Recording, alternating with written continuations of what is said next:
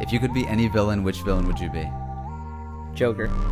I don't know villains. Mojo Jojo. Man,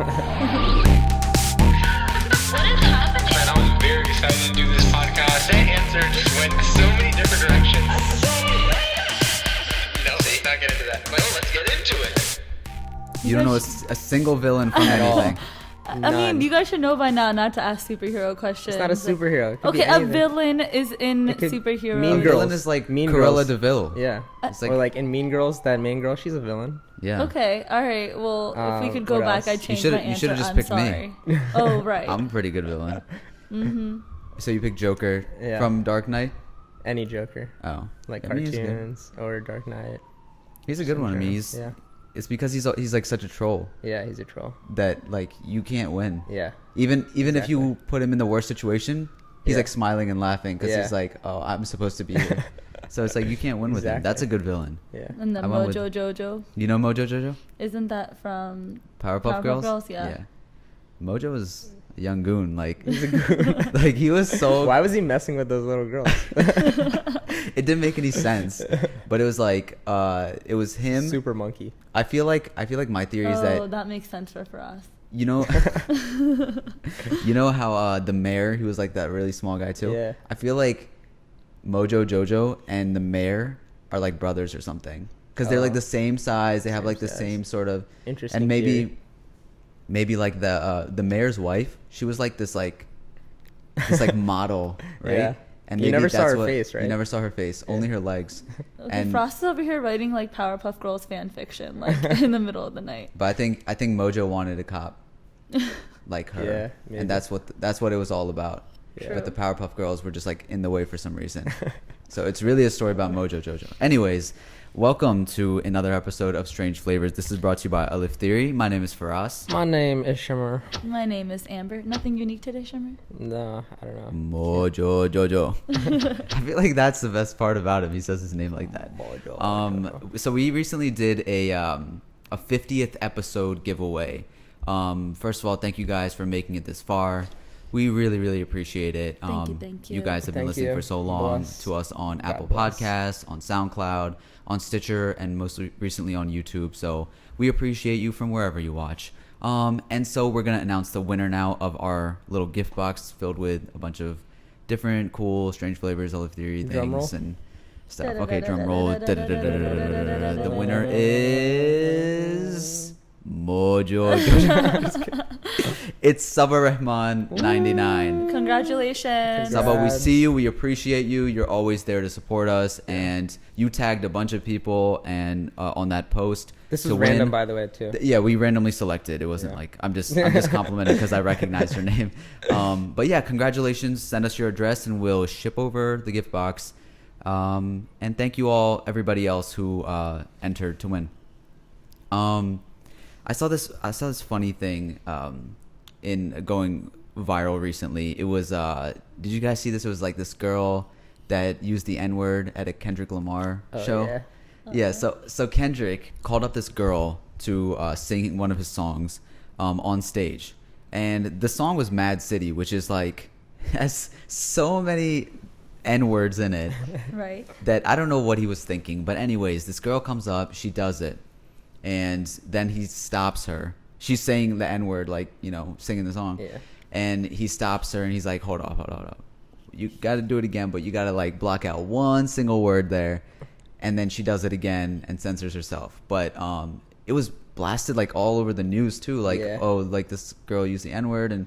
But I don't know, like, how do you guys feel about that? I think songs are always confusing, man. Like, Yeah, it's, Yeah. I don't know. It's hard because, one, he called her up to sing that song. Mm-hmm. So, you know, and two, she's not using it in a negative manner, right? Right. And- But the argument is that You if shouldn't you're use not it at black, all. do Yeah. not don't use it. Right.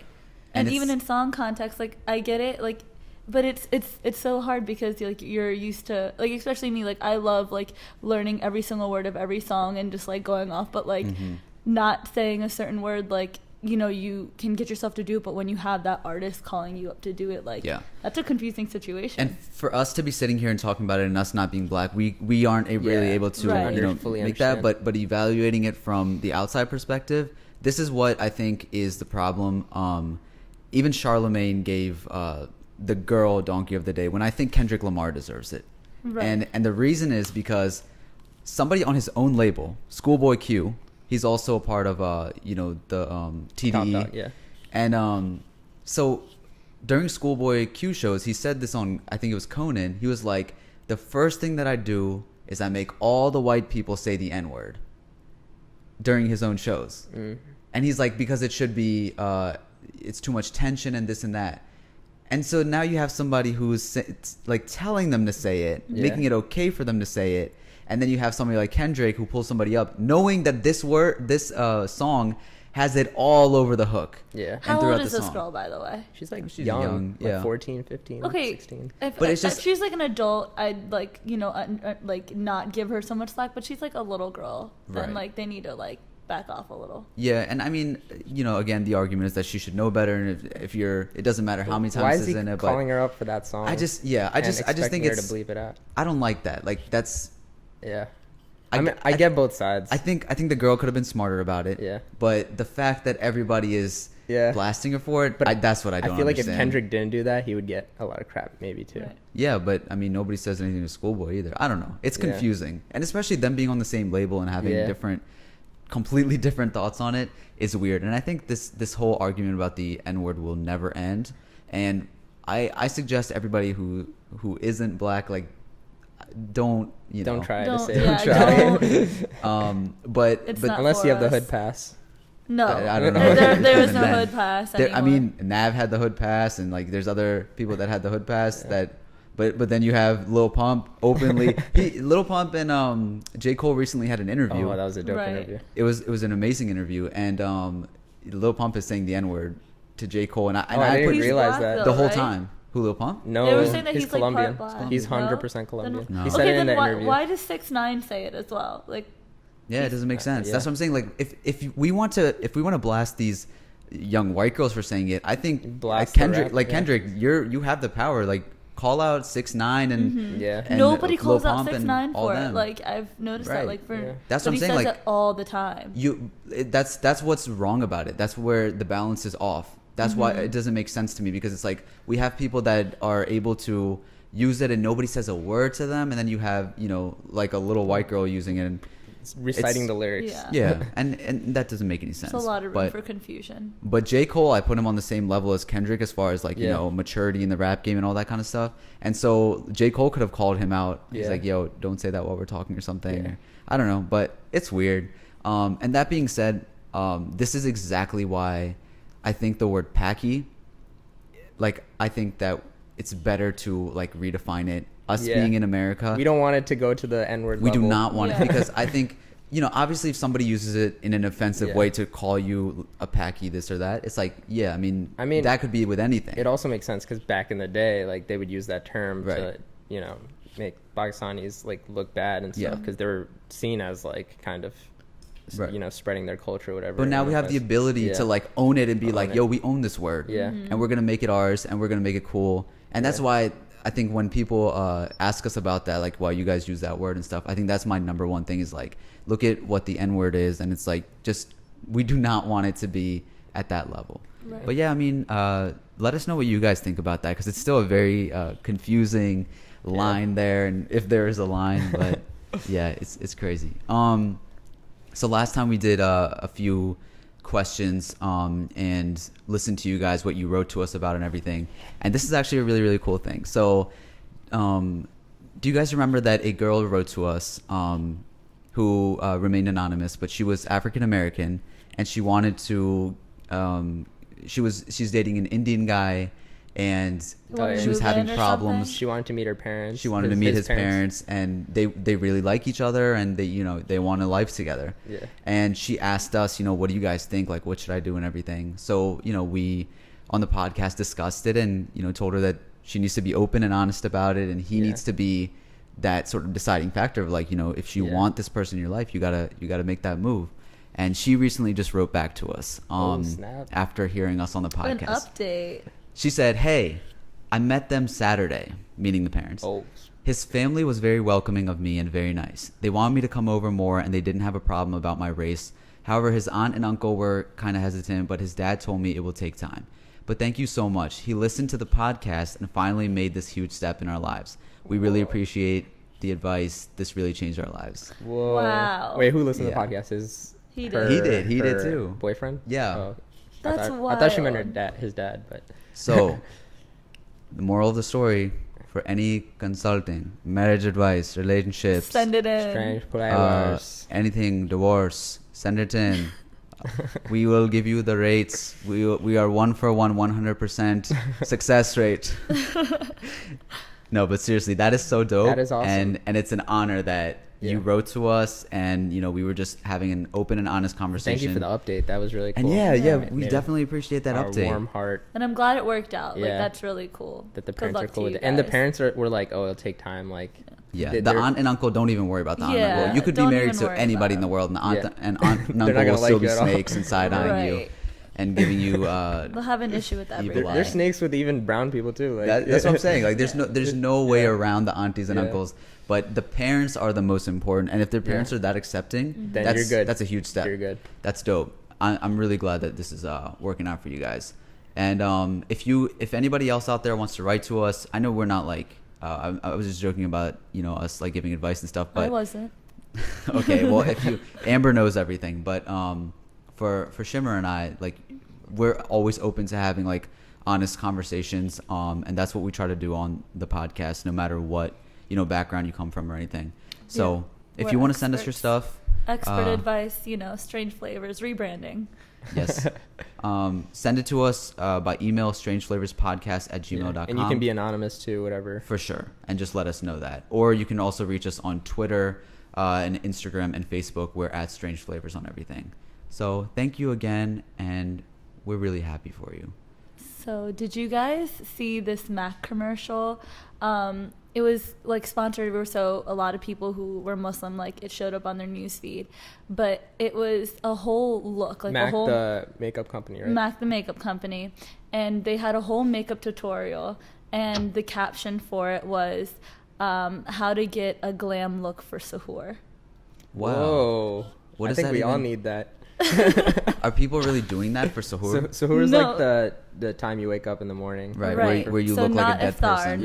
not dinner To time. This eat is 4 in during the morning. Ramadan. Right. And so instead, I guess they tried to make like a good effort to be like, inclusive and, but clearly they should have done a little better research while they were doing it, because nobody's about to put glitter eyeshadow on to walk Dang. downstairs.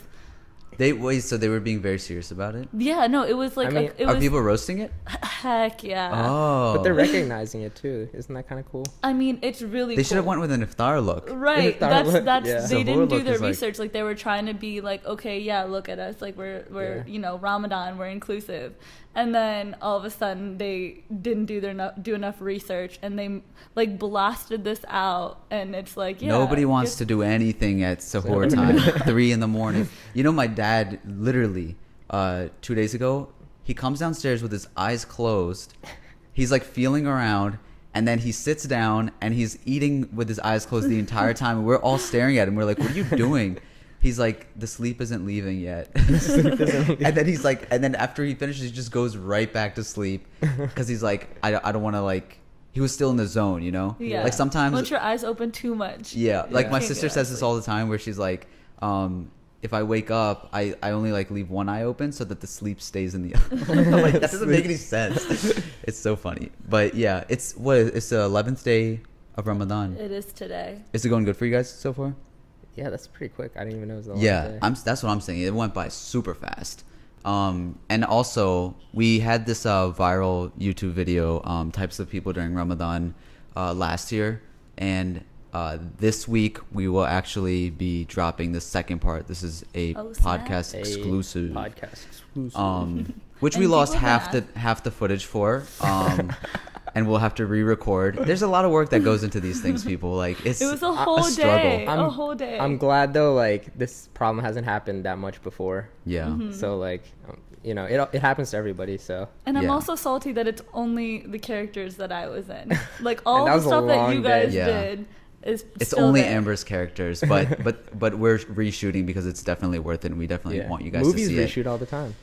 Yeah, So. that's true, and they have to virtually put in mustaches and Yeah. stuff. So I have a beard right now. Like, we have to virtually take this out to be accurate. But no, we're excited, and the way that we film all our stuff and like do all our creative process is so like guerrilla style that we're just like always on the go and just kind of there's no other like manpower behind it besides what we do, and so it's part of it, but that's what makes the story and the drive, and it's all like motivational. So And one scene that we did last time, it took FARAS and SHAH-AMEER and Bauer like an hour to do. Literally. Oh, gosh. So It'll take this another time, hour. we This can time, try to hopefully cut we it can short get it, and yeah. have you guys not laugh the whole time. But that's Yeah. kind of fun too. yeah, so check it out when it drops. It'll be up this week on our Ronopono YouTube channel. Okay, so speaking of Ramadan, we wanted to highlight somebody who's sort of different than the typical Muslim that you hear on today's episode. So the stranger we have today is Tahir Senoussi. He's a long friend of mine, and I think recently with you guys especially, he's been involved with some of our projects. You've seen him before if you watched Brown Code, but an amazing person, a really down-to-earth person, and he's here to talk about being an African immigrant from Chad. He's got a very unique story and upbringing, and adapting to the different cultures and societies in America, and as well as working for the army as a Muslim. So we hope you enjoy this episode with Tahir. I'll say the winter, man. Snow. Okay. I think affects you? snow pisses me off. I think when it's when it's raining and the sun is out, when rainbows come out usually, Yeah. that's like my least favorite weather Are you, of all time. actually, I'm What? with you on that. I hate that Because so it's, much. it's like kind of wet, kind of dry. And it's just like It's just ugly. Yeah, It's like yeah. the sky is dark, Yeah, but the yeah. sun is out. It's like no. and everything's just droopy from all the rain, and it's just yeah. I feel like It's it's, so kind of gross. nice. It's like it was gross, and then like the light shining through. No, the sun is the gross part. Oh my god. Trust me. It's like one of those weathers like your day just got ruined. You would try to have a picnic. That's what I'm You wanted to saying. have a picnic. All of a sudden Yes. it rained, and there's a rainbow out of nowhere coming out. And then the sun is there just to tease you, like like yeah, that's I'm right. still here, bro. I'm still Yeah. here, but the ground is wet. yeah. How's your Ramadan going so far? Alhamdulillah. It's probably I'm trying to make this one of my better Ramadans. Yeah, I haven't been going to Tarawih as much as I wanted to, and I just started reading the Quran a lot now. But Do you feel like you're in a different place this Ramadan versus other ones? I don't know, because I feel I've been regressing each Ramadan. Wow. Interesting. Yeah, because it's like It's not as special. not. Also, you're not living with your parents anymore, right? Do you think Yeah. that affects it too? I think that affects it too, because like my life just flipped upside down. I got married. No, not for a bad part, but it's just like it's like got Shots flipped. fired. It was No, not even that. It was a change. Yeah, it was like a huge change that I never like expected. All of a sudden, I have a wife now. I gotta, maintain my life. I'm responsible for things now. You know what I mean? No, but I mean, Yeah. even beforehand, I would say that you were like probably one of the most religious people in your house, if not Yeah. the most. Yeah. So it's not like you were in a household where everybody was super religious, Yeah. going to one that's, I would say, like your wife now is, on the same sort of yeah, level yeah. as far as religion. Yeah, we're both on But- the same level, but it's just like the hunger that you used to have. Yeah. Okay, yeah. It's not as much because like you got everything you want. You got your wife now, the white woman of your dreams. You got your own place. Aw, the Aw, woman of your dreams. Wow. It was like you got, He you made got- up quickly. But now you got your own place. You're going to school. Everything's steady. Yeah. So it's like the hunger to like improve yourself in the deen is not there as much. You gotta look for it. You know what I mean? Interesting. Yeah. We've known each other for a long time, and well, let's How talk about how we met real quick. So we went to the same mosque, which Yeah. like we had barely a mosque then. They're like a office building. Yeah, different buildings and stuff like that. We have a very small community where we're from of Muslims, but Tahir was one of them, and he was one of the only black people. I saw like a bunch of kids and stuff like that, but I saw you. And I mean, you look familiar, but Okay. I just didn't know, because every time you would walk out the masjid, everybody would just crowd for us. I'm like, like, who's this guy? Who's this guy? Like, so I guess I remember talking to you, like, you know, trying to find out what you were about, you know, what you know, why, like, you know. Yeah, everyone's Why- crying why around. you Yeah, have the we clout? still don't know. Yeah, why you all this clout? Yeah, why you all this clout. clout? Yeah. No, it wasn't cloud. It was just, I think a lot of times people would just kind of like put me Clout up the in front when it mosque. was like, yo, who do we talk to for this? Oh, Yeah. just for us. You go handle that or something. But growing up, like in our sort of, you know, small circle of youth, you were always that like light. Like I think that many people would agree to that. And it's funny because you were like the only one that was kind of like different than everybody else. Otherwise, you were like just as much a part of us, and you embracing that, everybody else embracing you, like that was like so unique and beautiful. And I still don't know like why you chose to do that. Ironically, the kid that brought me to the community wasn't even a part of the community. Like he never hung out with FARAS, all these guys. He lived in Harvey Grace, you know, far away, like maybe like 30 minutes from the masjid. And he barely came to the masjid at all. He's actually not even religious, really. So he like, you know, I have these friends, these kids that I know, they go there. We used to hang out when we were little kids, not anymore. But I'm gonna introduce you to them, bring you here. So he dropped me off. Like I said, he just dropped me off and then left. And like the way crazy how Allah works, like everything just like fell into place. Like I wasn't even really trying like hard to make friends and stuff like that. Like the way I talked to them, they were just so easygoing. It's like they didn't ask you like where you from, like why are you here, like they just had this like. The parents did though. The parents did, yeah. Oh, who is his friend? When did he convert? yeah. But the kids, they're just like, man, they were just so, like I'm telling you, like these guys that mashallah, these kids, they have just pure hearts. Like I'm telling you, It's not us, bro. It's you. That's what I'm saying. No, but you were the energy, bro. Like that's what I'm saying. But like They were better than evil everybody before. They were else. evil before you. no, It's but think about it though. When you say like evil and do bad stuff, you know, Yeah. they like, let's say they would do stuff, but they had limitations. You know what I mean? Mm-hmm. Like they could go out to a party and stuff like that, but they knew their limitations. You know what I mean? Like they came home, they weren't changed. They still knew who they were. You know, and that's what I saw in them. Like they knew who they were. Like they know that they're from Pakistan. You know, their culture, they respect it, and such and such. And that's what like pulled them in. And then just with them being so nice and friendly, that was just a bonus. You know what I mean? Mm-hmm. Was there any like awkward moments, like especially you being, you know, feeling? Did you ever feel like an outsider in any way? Like, did you get any awkward questions or put in awkward situations when you feel like you're not a part of the culture or anything like that? Hell yeah. He was ready for that, bro. I felt so awkward, man. Like it would be times where I never even wanted to come to the What masjid. questions were there? Yeah. It wasn't because they were like, all right, because you know how, like it was it's a family masjid. You know, everybody's family is always there, Right. but I'm always the only one by myself. Like my family never came, you know, and it just felt weird, you know. I wanted to like introduce my family and such, but I just couldn't because it just wasn't in that type of situation. So, you know, when everybody would, you know, hang out with their moms and their dads and stuff like that, it would just be me, and I just didn't feel like I fit into that part. So every time there's something going on at the masjid, they'd be like, come, you know, we're having this, you know, going on, or we're gonna hang out outside of here. We're gonna go to this guy's house, such and such, and I'm like, oh man, here we go. Like their mom's gonna be there. They're gonna ask me questions, and I'm not ready for that. So yeah. Wow. And having said that, like, you know, you being much older now and being at a lot of different parts of the area, not just like that small community we grew up in, what have you seen as far as being a black person at different mosques, especially when it comes to you being like one of the only ones there? You know, a lot of these mosques are desi or like Arab and stuff like that. Yeah. Have you seen a lot of like singling out or like any sort of looks? What do you usually see? Oh yeah, most definitely, man. Come to the masjid that I grew up in. We grew up in. So like it would be you know, I was the only black kid there, but there would be like black people here and there at that masjid. Yeah.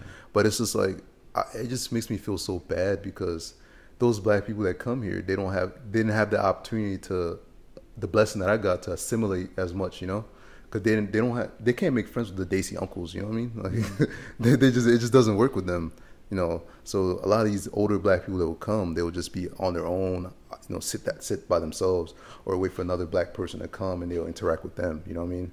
And it just pissed me off so much because I wanted them to like integrate so bad like I did, but like I just forget to understand that their situation is just totally different. They're older and it's not gonna work.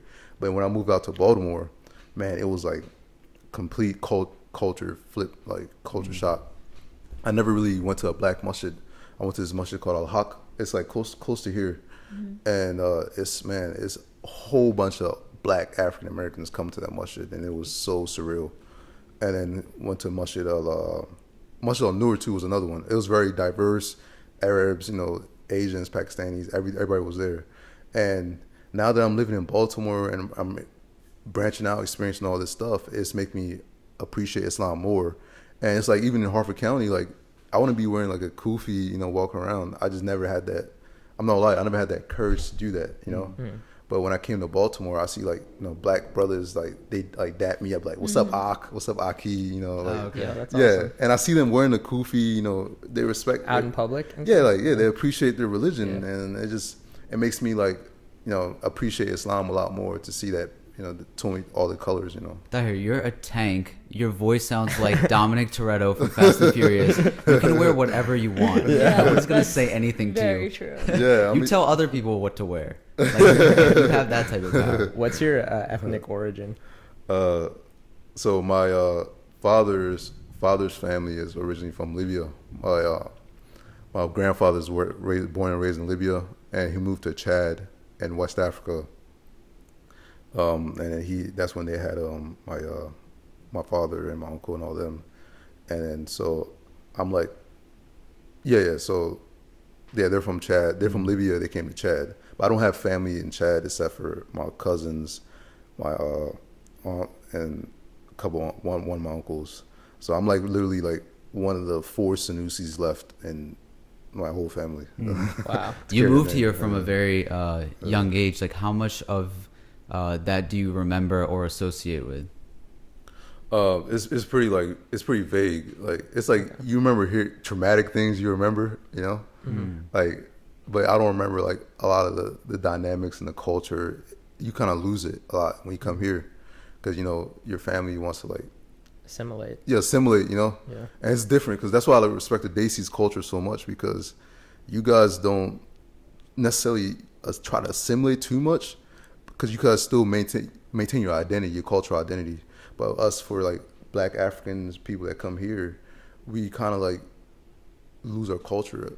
We try so hard to assimilate, you know what I mean, to a point where sometimes we get, you know, lost into the African American culture or white culture, you know, stuff like that. I think it's also because like African American culture here is like very strong. Yeah. I don't think we have like a very strong Pakistani American culture yet. But And when we do, it's like already made. So like you can still be brown and still be in a group of people, but I feel like there's not that many like types of people that are like you guys, that's like, you know, from Chad, that are Muslim. Like that's a whole group in itself. Yeah, exactly. Well, what are like the main differences you see when it comes to culture, comparing like Africans and African Americans? Main difference between them is that I told this to Ayan before. I was speaking to him in the podcast with his. Is that African Americans, they've came here on, you know, boats, you know, slave ships and stuff. But when they came here, they got their culture stripped from them, the identity stripped from them, you know. Religion, a lot of times. Religion stripped from them too. The humanity was totally stripped from them. So that means they were affected, you know, tortured mentally, physically, and spiritually. For us, though, we never came in slave ships or boats or anything like that. We still stayed in Africa, but we had colonialism. You know, we had people conquering our land, taking our resources. They were able to affect our, you know, our environment, but never touched our mind, you know. We're still spiritually intact. We maintain our culture, preserve everything. But for them, they lost everything. They had to start all over again. So, you know, that's why, you know, Africans and African Americans, you can't really group them together because we're two different people. We've never experienced that trauma that they've experienced. That's why, when you see black people out in the street sometimes, when foreign people come, they're like, these black people, don't hang out with them. You know what I mean? Like, stay away from them, such and such. Oh, they even say that to you? Yeah, even Africans too. Wow. Not even just Desis say that to their kids and stuff when they come here.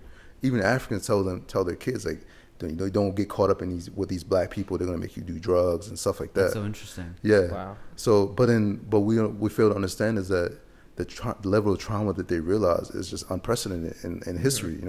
That's why I've read research. Is that the trauma that they've experienced is actually genetic.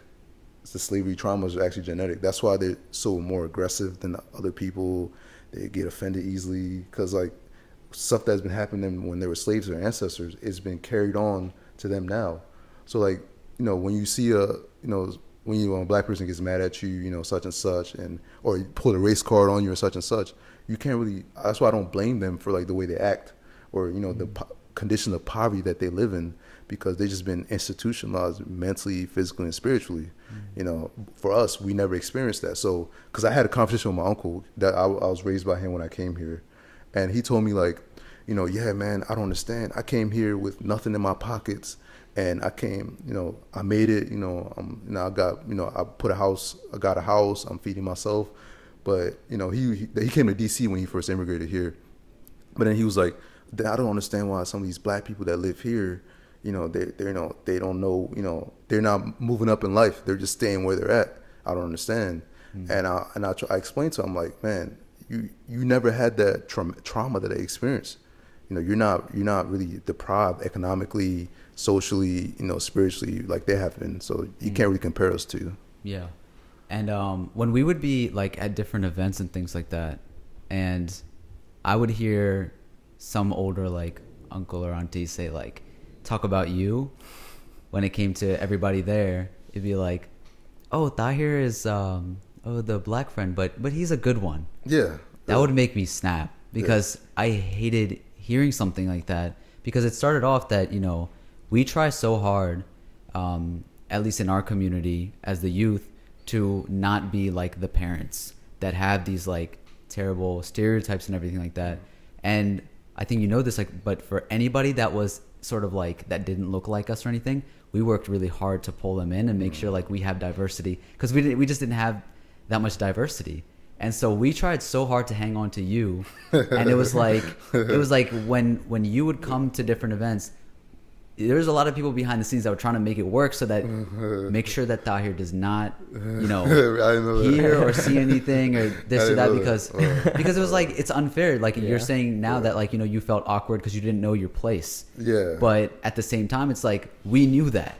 We're like, obviously he's not going to feel in place when you say things like that, or when you make him feel like an outsider. You ask him like, oh, when did you convert? Like you can't assume. That's very interesting. Things like that. And so I just remember doing that and just being extremely like mad at like, these older aunties and uncles. They ruin everything. Did you get asked a lot if you converted? Oh my God, that's the first. Well, no, it was a rumor for a long time at our mosque. Man, like it'll be the same people asking me the same thing. Brother, when you convert? MashaAllah. I just told you last week I didn't convert. Yeah.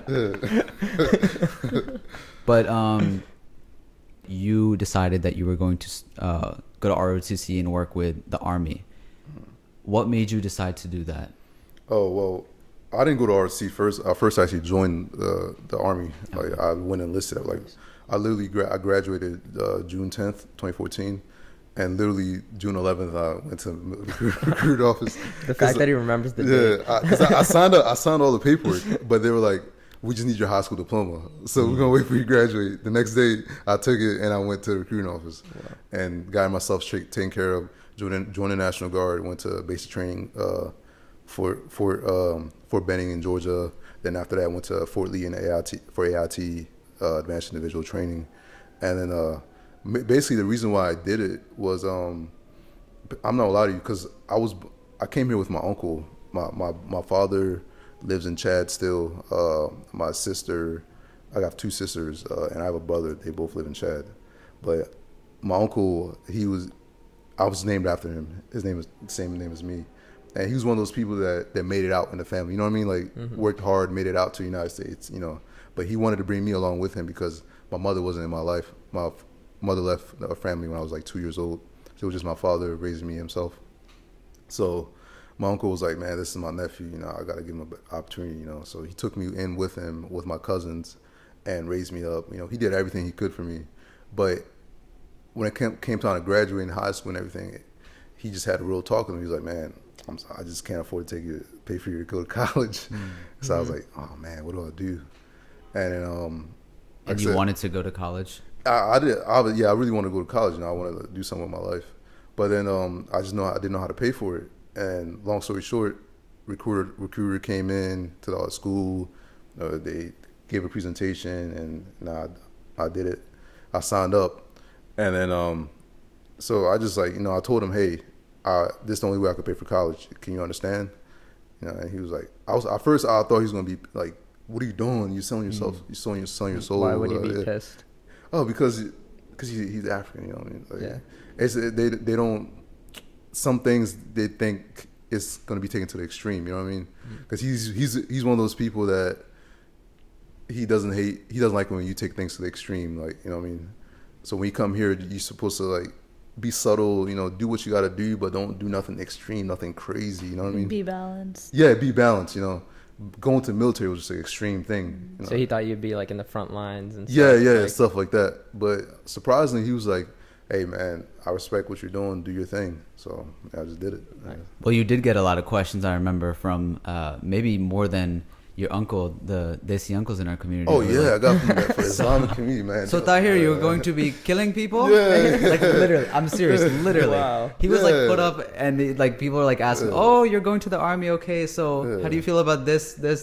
Yeah, they made Dr. Khan made an announcement about it too, man. He's like, he's gonna the army this summer, you know, this and that. I was like, oh man, like, because they were trying to ask me Islamic questions and how I felt about it.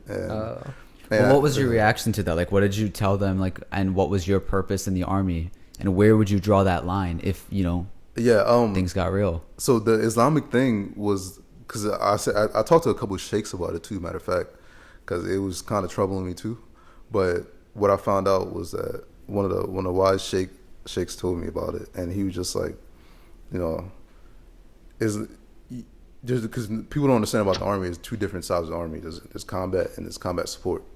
So you could do combat support, but you're still, in a sense, helping people that are actually going out in the field and killing people, in a sense. But I want to do, you know, the combat support side of it, you know, military intelligence, stuff like that. And I talked to the sheikhs about it, and they were like, oh, is this a good idea? And I was like, I don't know, I'm not going to be on the front lines. And they're like, man, just pray about it, do istikhara, Allah knows your intentions. But then something that I came to realize is that coming to the United States, man, I don't care what people say about America, but it's probably the greatest country on earth, honestly. You don't get the opportunities you don't get anywhere else. So being in that position, I felt like, you know, I have to, you know, make use of my opportunity. And going to the army, I consider this country my home too.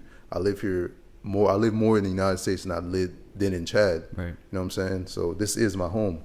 And I don't know what verse in the Quran said it, but it's like, if it's your home, you have to defend it, you know what I mean, no matter what. So I consider this place my home. So if it came time to defend it, you know, this is my right to do that. So that's why, like, that gave me that leeway to, like, you know, do it. Did you end up doing istikhara to find out if you wanted to go into the army? Oh yeah, most definitely. And everything just worked out. And Allah guided me. So for the non-Muslim listeners, or even Muslim ones that don't know what that is, it's kind of like it's like a decision, I guess. Like you pray to find out, you know, what you should do when you're having difficulty deciding on something. You do that, and then, you know, it like kind of a good sign, or you feel good, or gives you an instinct. Yeah. So after I did that, then I want to do ROTC. And what people don't understand is that in the military, it's two different sides. Another side of it is a enlisted side and officer side. I don't know if you know Farhad's dad. Right. Allah rest in peace. But when you become an officer, you're actually in charge of soldiers. You're the one that's making things happen. You know, you tell people, you know, where to go, what, you know, just like in a store, you have your manager and then you have your employees. So in the military, you become an officer as like a manager in the military. But to be able to do that, you have to have your college degree. So there came an opportunity to go to Morgan. So I got a conditional release from my unit in the National Guard to do the ROTC program at Morgan. And once I finished that, I have to serve 4 years on active duty. But I had a 6-year contract. They froze that contract, so that way, like, if in case I don't finish the program, they're gonna send me back to guard and finish my 6-year contract. But since I did the ROTC, I have a 4-year contract, 4 years on active duty, and then another 4 years on on the reserve side. So that's like 8 years in total. Wow. Is this something that you're gonna like consider, keeping in your career as you move forward? Like I said, this is just a tool for me, honestly. Okay. It's not something I want to use for my career. Allah just gave me this tool to get where I need to be. And especially now that I'm married, and military is gonna take care of me once I graduate. Give me a house, stable job. A lot of people graduate, have a hard time finding jobs. So it's just, like I said, a tool for me to get where I need to be. Yeah. What is your like ambition after, I guess, like doing your service? Motivational speaker. My ambition is I actually wanted to work for the USAID. You guys know U.S. Agency for International Development. Rescue. Yeah. I want to do like humanitarian work, but more so from like the other side of it, not in the field. But I want to actually make the policies that help people. So like I want to work for the U.S. State Department. So being an officer in the military is definitely gonna give my foot in the door in the federal government, and be able to like make things happen to help people that are like suffering in Southeast Asia, Africa, all these impoverished countries. I want to put myself in the position to be able to help them, because I know what it feels like to come from the poorest country, and one of the top 5 poorest countries in the world. You know what I mean? Wow. People were still struggling back there. So I want to be able to put myself in a position where I could give back to them. And I can't think of a better person to do that than you, literally. Like, people see the smile, it's like, here's $1 million check right now. Man, bro, I used to think this was a curse, man. Like The smile? The smile? No, not this. Nah, just being so nice all the time, man. I used to think that was such a huge burden. It's like you just can't help feeling bad for people, and you always want to give people your last and such and such. You have like a nice demeanor, but like a really deep voice. So it's like a good, like if you have like an aggressive demeanor and that deep voice, like that'd be. I've actually never seen Tahir mad. I don't think. I've seen you upset, not mad though. Yeah, it takes a lot. It takes a lot to get me mad. But one thing I found out was that if you would mess with my wife, I'm gonna get pissed. There it is. Like, I didn't even know, like, like one thing that pissed. That happened to you? Yeah, because like we were in a traffic stop. It was a red light. We're actually downtown Baltimore by Redwood Street, because I used to work downtown. And we stopped at this light, and this guy cut Lyric off. That's my wife's name. He cut Lyric off, and then he stopped at this light. He was on the left side, she was on the right. And when we were at the light, he like rolled down his window and started cursing. Like, what are you doing? F you, F that. Like, and I was sitting in the car, I'm like, what? What are you doing? Like, I was like, you got out of the car. Yeah, I was like, what are you Hulk talking mode? about? Yeah, I was like, what are you talking about? Next thing I know, man, I blacked out, came out the car. I walked all the way it was a red light. I walked all the way to his car. I was on the passenger side. I walked all the way to his car, his driver's side. I was like, kept banging. I was like, roll down the window. Yay. And he rolled down the window. But he acted like he was about to pull out a gun and stuff. He was like fumbling like in his thing. He's like an older black guy. He was like fumbling in his thing. I was like, what are you gonna do? What are you gonna do? It's like, you gonna talk to my wife like that? And he just kept looking at me, pretend like he's trying to pull out a gun or something. And so all of a sudden the light turned green, and he's like hit the gas and like took off. That's a protector though. Yeah. That's like a protective thing That's that awesome. you have. That's good. Yeah, man. That's like a scene from a movie. That you want the good guy to like do something. Yeah, man. Like that's what pisses me off, man. When I see like injustice going on to people, I get really pissed off, man. Like, I can't stand somebody doing somebody else wrong. I can't. That's stand amazing though, like that you have that instinct and quality. But Tahir does have like an extreme weakness. If like you can't beat this guy up, you can't like get to him mentally. But there's one thing that he has. Oh my God! Don't say it. He's super ticklish, and when you tickle him, he sounds he will literally destroy a room because he freaks out and he sounds like a dolphin. Like, Yo, can we hear it live? Like as deep as this voice is right now, imagine the complete opposite of that. When he's laughing, it's like the girliest, like little tiny girl. Like that's what he sounds like. Oh my God! Yeah, It's so cute. you guys found out how to activate it. 'Cause nobody really tickled me like that before. Like literally, He moved his hand around his area. they held me down. They held my arms and legs. Wait, Like, hold on. You literally. join this community and then they start tickling you? That was like yeah. that was like their hazing thing to make sure like I'm to make sure I'm right. Everybody got initiated, Tahir included. Like, Yeah, like that's how they haze you into the community. Like, but we'd always make jokes about like, you know, him being in the army and stuff. We were like, dang, like Tahir, if we ever fight for another country, like we just put the guns down and start tickling you. It's over. We'll just tell him like Tahir's gonna be like the leader of them, and he's gonna be like coming, and he's gonna be like, yo, that guy's ticklish, bro. just go and tickle him. He's fine. Yeah. But speaking of being married, how's that been so far for you? Oh, I man. love your wife, by the way. Oh yeah, you do. She's such a sweetheart. Yeah. She likes you too.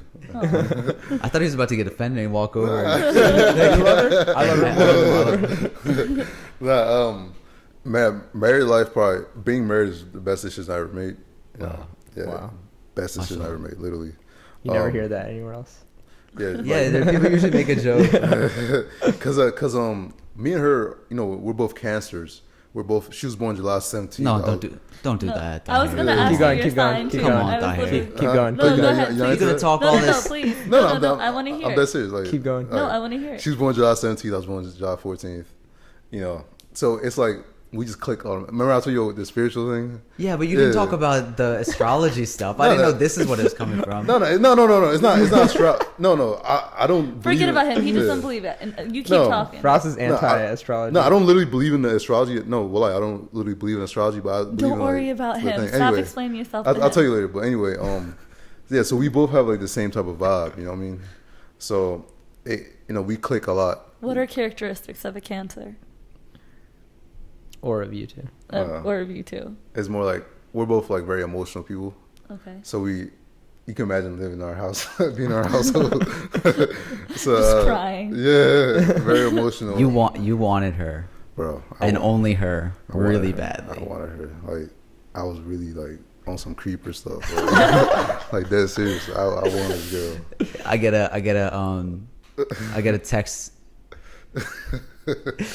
Like middle of the night, yo, FARAS, you up?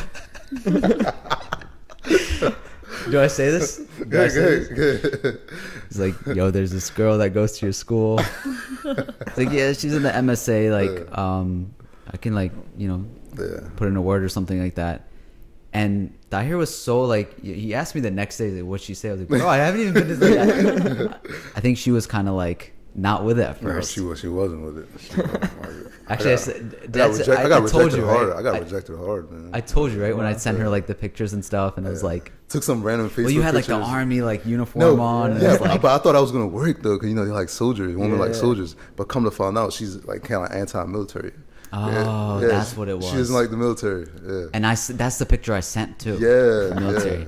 I was like, you cannot deny like the black Mr. Clean, like he's amazing. Black Mr. Clean. Why is that that's so what they call it. accurate? Yo, That's so accurate. That is accurate. What have you learned, living and having a partner as an African American? Like, what are some of the things that you guys you learned from her, she learned from you, because you did have a very different experience growing up. I didn't experience that type of discrimination. I didn't even know what discrimination was. And I'm be honest with you guys. Like awesome. like literally, I swear I never experienced discrimination. So that's what it was. And then, but when I come talking to her, like I'm hearing all this stuff, like discrimination that she's experienced, hatred, stuff like that. Especially with her, because not only is she black, but she's also a Muslim. That's like double discrimination. You know what I mean? Mm-hmm. Convert too. Convert, black and Muslim woman. Three women get discriminated. And she's black, and she's a Muslim. I think that's I think we've had this conversation. That's like I'm not gonna say like worst thing, but like the most challenging thing you could be is a black woman Muslim. That's crazy. Black women already have that stereotype on them, Right. plus that black stereotype and the Muslim stuff. So she goes through a lot, So coming from me not experiencing that stuff in Hartford County and meeting her, I come to really appreciate black people, like literally, black. And I started to understand really the difference between us, I didn't know I was different from black people at first, but then when I come look at my life now, my life back then and how her life is, it's like two different worlds, literally two different worlds. Like something I learned in school is that we have these things called the hidden rules. Every culture has their hidden rules. So like let's say like you got desi people, you got your own hidden rules that me as a black person, when I came to the masjid, I didn't understand. You know, I didn't understand the rules, how you guys interact, how, you know, what things, what not to say and such, or what, you know, social classes, you know, how up, what social classes down, you know, stuff like that. Like what? Like what are some hidden rules? All right, let's some hidden rules would be let's say if you walk into when you talk to somebody, right? Like a white person talk to somebody, black people don't talk about their feelings. You know, they don't talk about their feelings a lot. Like they can't say, "Oh man, I'm hurt, I'm sad." In a black family, you're not allowed to talk about that. You don't say that. But in a white family, that's like everybody talks about their feelings. You know what I mean? Everybody does. So if a white person a black person has a conversation with a white person, and the white person talking about how, you know, that person hurt his feelings and such, the black person will be like, "Man, what are you talking about? Like, suck it up." You know what I mean? And that's what I found out living with her, is that the hidden rules is like, you really have to understand it. She's very liberal enough to explain to me those hidden rules, because, you know, I'll be around her family and such. But for me, I'm coming in not knowing, because I'm African. You know, we have our own hidden rules, but we don't know the rules of that culture. So when I'm living with her, interacting with her, I'm slowly starting to understand that.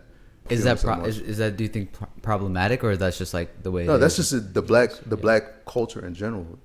Be not understanding feelings, or even the black people that grew up in the hood. You know, when they come to around white people or white neighborhoods, like, because something that pissed me off about Baltimore so much is that it's so divided. I had no idea. Growing up in Harford County, you know, yeah, you don't see that much. There's like poor areas, but it's not like so drastic as it is in Baltimore. It's like, I'm like, what the heck? Like, I'm walking around one block, right? It's a nice, clean neighborhood, you know, trash is picked up. I'm like, go to the next block, literally like 100, 200 feet away. All of a sudden, the crime rate jumps about 50%, you know, and like trash everywhere. Is a liquor store in the corner, fried chicken joint, you know, right there. People like selling drugs on the street. I'm like, hold up, what the heck? Why is this disparity going on? So with that being said, you know, if somebody from the hood went to the white neighborhood, he wouldn't understand the hidden rules of that. So what is your understanding of all of this? Like, what do you do with it, you know? Yeah, so that's the thing, man. It's like, it's so sad because these people that are making things happen, they don't understand how these rules operate. Like, I did security at Verizon store one time, and there was I think he was a delegate or a councilman or something. He was elected by a mayor, Catherine Pugh, but he was like, "Tell me why. Can you explain to me, man? We just put a brand new community center in the neighborhood, and it's messed up. They messed it up already. Like, well, like, what the heck? What's wrong with them? Come to find out, this guy's name is Don Jensen. And his grandfather, he was born in Norway and he came here, and some idiot, some smart person wanted to put him, supposedly smart person wanted to put him as the chairman for the board of community activities and stuff like that.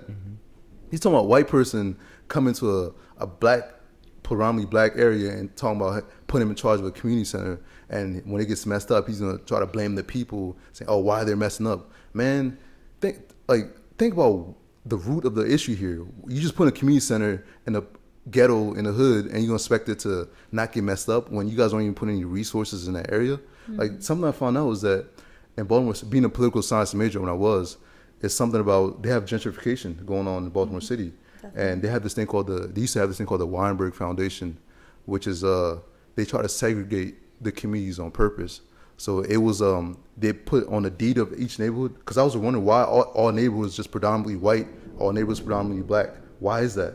So come to find out, the Weinberg Foundation had this like thing where in the deed of the house, they would only sell the house to a white person in the deed. So if you wanted to buy a house, or you want to sell your house, you're not allowed to sell it to another black person. You have to only sell it to another white person. And that's how they preserve the integrity of the neighborhood, the white integrity of the neighborhood. I hope that just your experience and everything and people that have similar experiences, they'll get out there and people will learn to put people in positions that are from that area that would know it best and that would look out for their community rather than somebody who's just kind of like getting paid to do a job and they're like, I don't know. I'm telling you guys, whatever. Baltimore is a very sad situation, man. Very, very sad situation. Living the life that you have lived, going through everything that you have gone through, what do you think that people can sort of learn from, like what have you learned from that, and what you can like share with everybody else listening right now? Like, what's the most valuable thing that you've sort of taken away from your life so far? There's good people. People are good in this world. Like, there's actually a lot of good people than we think we have in this world. Seriously. Like, I would not be where I am today if it wasn't for the people that were around me. Like, people that sacrifice a lot just to, do things for me. Even the little things that people have done for me has gotten me to where I'm at now. So I can't say I work hard, I put myself through this and that. I didn't do none of that, man. I had somebody along the way to help me get to where I'm at. So if anybody's like struggling, in life and such, like, look to your left, look to your right. There's always somebody that is there to lend a helping hand. Believe it or not, people are nicer than you really think they are. So beautiful. This man is too beautiful, bro. Do you believe that? Like, I think that's naive to think, but I feel like you saying that. I feel like you saying that explains why you said that you feel like you're too nice to people. Because I feel like you look at like the good in people as well. Yeah, I think we should look at the good, man. It's nothing wrong with being nice though. It's the integrity and like the self-respect, which like you, and the discipline. Oh my God, like those are the qualities that sort of like make you as a person, and it's like that can always. There's nothing wrong with being too nice when you have those things, and I'm always learning from you, and I think you're always, whether you think you're doing it or not, you're always teaching people and like always influencing exactly what you want to see in the world. And you're saying, there's good people out there. It's like, honestly, like we have you sitting in front of us right now. Like that's an example. I feel honestly, I feel the same way. I feel the same way about you.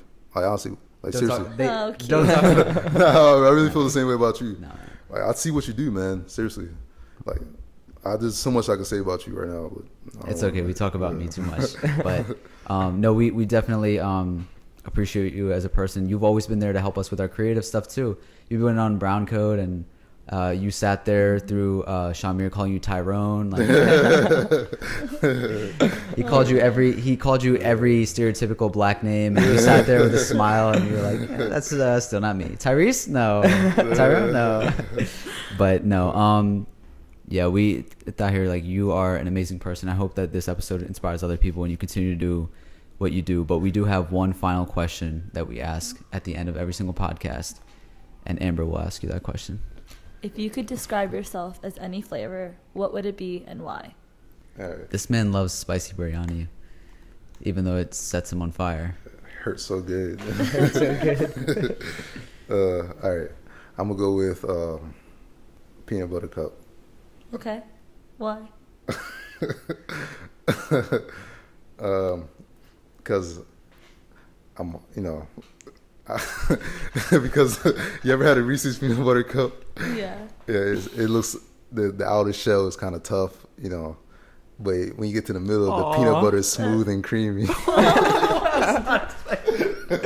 Dang. I thought you were gonna say soft. No, but he said smooth and creamy. This man said smooth and creamy. Oh my God. The good smooth, Oh wow! Congratulations, Lyric. This is, mashallah. Lyric gets to experience that. All right, man. Peanut butter cup. Again, we appreciate you coming on here, and best of luck to you on everything that you pursue in life. And you guys as well. You guys do an amazing thing with this podcast, and hopefully this goes far, and hopefully a lot of good things come your way. Thank you. Thank you. Appreciate that so much. Thank you. And for everybody listening, it's been another week. Another flavor. a little less stranger. We'll talk to you next time. Boy, you got me closing in. Summer started, careless, I just wanna know.